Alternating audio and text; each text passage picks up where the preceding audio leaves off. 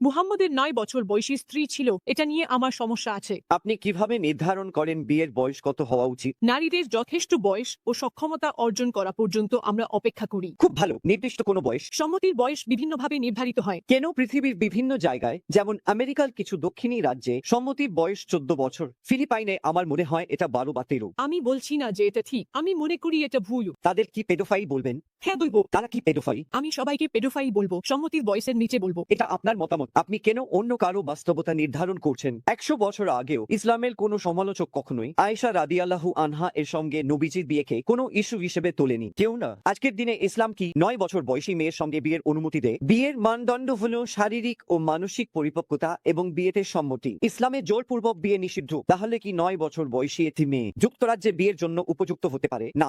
যুক্তরাজ্যে 15 বছর বয়সী মেয়ে কি বিয়ের জন্য উপযুক্ত? আমার মতে না। যুক্তরাজ্যে 18 বছর বয়সী মেয়ে কি বিয়ের জন্য উপযুক্ত? আমার মতে না। এটা অনেকভাবে আমার প্রশ্নের উত্তর দিয়েছে।